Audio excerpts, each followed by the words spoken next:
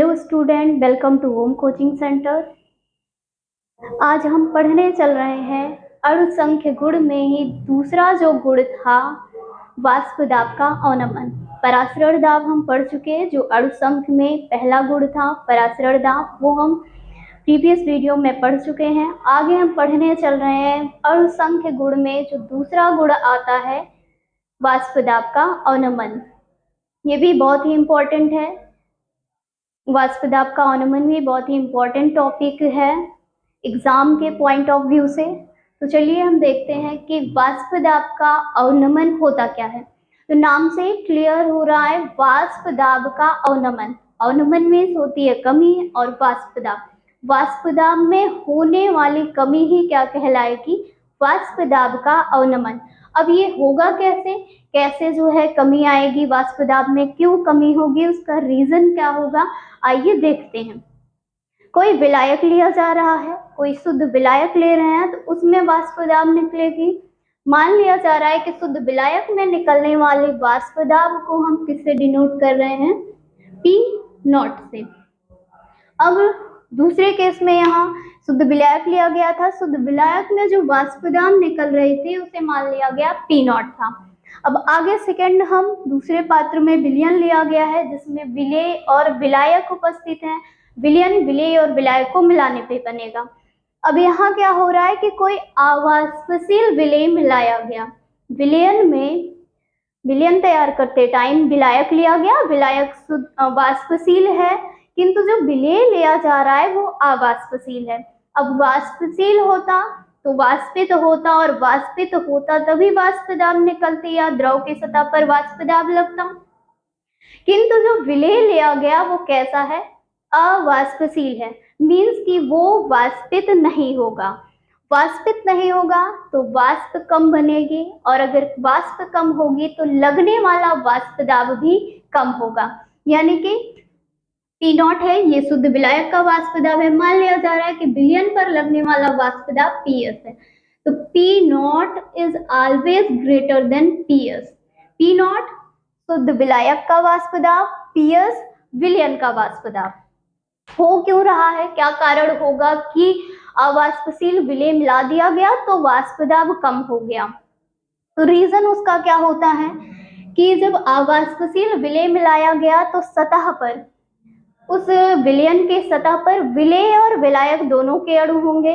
अगर दोनों के अणु सतह पर उपस्थित हैं और विलेय जो है वो वाष्पित नहीं हो रहा है, केवल कौन से अणु वाष्पित हो रहे हैं, जो विलायक के अणु हैं। विलायक के अणु वाष्पित हो रहे हैं, विलेय के नहीं हो रहे हैं। अब जिस भी जगह पर विलायक के अणु उपस्थित हैं वो खुद तो वाष्पित होंगे नहीं, और दूसरा क्या होगा कि अपने से नीचे जो विलायक के अणु होंगे भी उनके नीचे वे भी वाष्पित नहीं हो पाएंगे, क्योंकि जब तक सतह के अणु वाष्पित नहीं होंगे नीचे के अणु फिर से अगेन उसमें जब गति करते रहते हैं तो वो ऊपर आएंगे, वाष्पित होंगे। हमेशा वाष्पित सतह के अणु ही होते हैं। अब सतह पर विलेय और विलायक दोनों उपस्थित हैं, दोनों उपस्थित होने के कारण होगा क्या कि विलायक के अणु तो वाष्पित हो जाएंगे, वाष्पशील है, विलेय के अणु अवाष्पशील हैं, वाष्पित नहीं होंगे। यही कारण होता है कि इसमें जो वाष्प दाब होती है वो कम होती है। और विलायक जो लिया गया, अब शुद्ध विलायक है, सतह पर केवल क्या है, विलायक के अणु है, और कैसे हैं, वाष्पशील हैं, तो अधिक मात्रा में वाष्पित होंगे।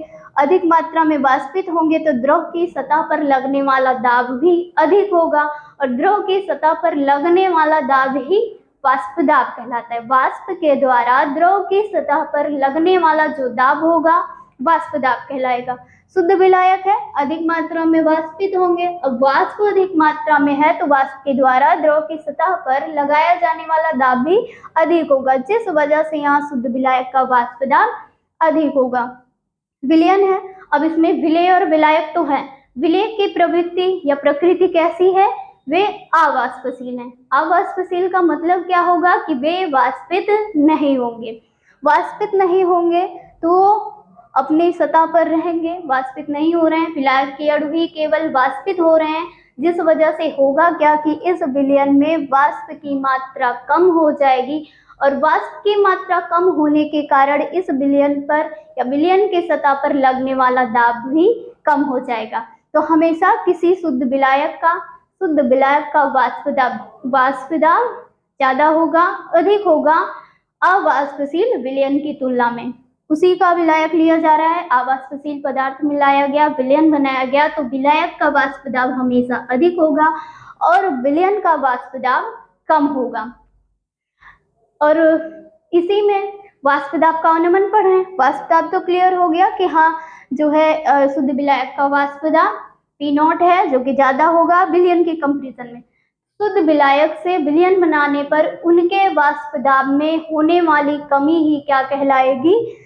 वाष्प दाब का अवनमन। वाष्प दाब यानी कि किसी ताप पर द्रव और उसकी वाष्प के मध्य साम्य की अवस्था में द्रव की सतह पर उत्पन्न दाब ही वाष्प दाब कहलाता है। किसी ताप पर द्रव और उसकी वाष्प के मध्य साम्य की अवस्था में द्रव की सतह पर उत्पन्न दाब ही वाष्प दाब कहलाता है। वाष्प दाब का अनुमान क्या होगा कि वाष्प दाब में कमी होना, वाष्प दाब में कमी आना। शुद्ध विलायक लिए वाष्प दाब था, अब उसी विलायक का विलयन तैयार कर लिया गया तो वाष्प दाब में कमी हो गई। वही जो कमी होती है क्या कहलाती है? वाष्प दाब का अवनमन कहलाती है। प्रोसेस क्या होगा या लिखेंगे कैसे? तो वो होगा कि सबसे पहला होगा कि शुद्ध विलायक लिया जाएगा, उसमें कोई अवाष्पशील विलेय मिलाया जाएगा। अवाष्पशील विलेय मिलाने के बाद विलयन तैयार हो जाएगा और जब उसकी वाष्प दाब की मात्रा देखी जाती है तो होता क्या है कि विलायक का वाष्प दाब अधिक होता है और विलयन का वाष्प दाब कम होता है।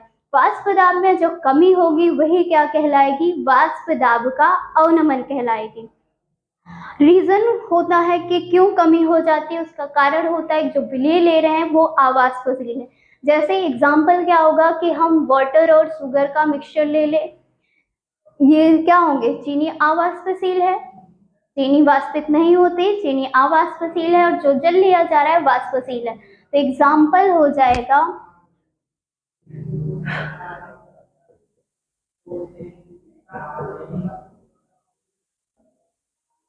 चीनी प्लस जल।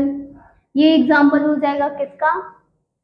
चीनी यहाँ अवाष्पशील विलेय है, जल विलायक है, इससे जो विलयन तैयार किया जाएगा या इसको मिलाने के बाद बनने वाला विलयन जो होगा उसका वाष्प दाब कम होगा शुद्ध विलायक यानी कि जल के तुलना में। आगे हम इसी पे बेस्ड वाष्प दाब के अनुमान पे ही बेस्ड राउल्ट का नियम पढ़ेंगे जो हमारे नेक्स्ट वीडियो में होगा।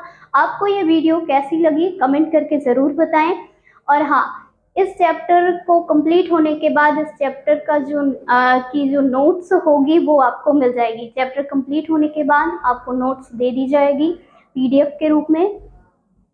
और जो है आप इससे भी मेन नोट्स तैयार कर सकते हैं, पूरी डिफिनीशन लिखी जा रही है तो इससे भी आप अपना नोट्स मेंटेन कर सकते हैं।